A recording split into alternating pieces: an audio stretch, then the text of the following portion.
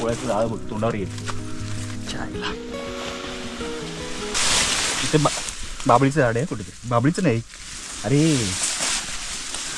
ह्याचं आहे करवंदाचं. प्रचंड गवत, रस्ता असा नाहीच.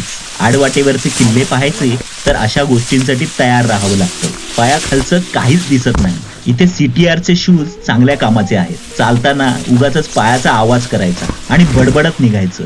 मग आपसुकच ओघवते येणारे पायाखालचे प्राणी सुद्धा आधीच सावध होतात आणि मार्गातून बाजूला होतात. त्यांनाही धोका नाही आणि आपल्यालाही नाही. पावसाळ्यानंतर मला तरी वाटतं किल्ला बघायला आलेलो आपणच पहिले, कारण गवत एवढं मोठं झालं. 4 दिवसापर्यंत पाऊस पडत होता.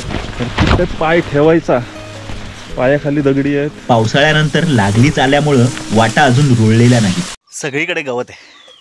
मागे पुढे बाजूला एक पायवाट जाते, ती गवत बाजूला केल्याशिवाय दिसत नाही.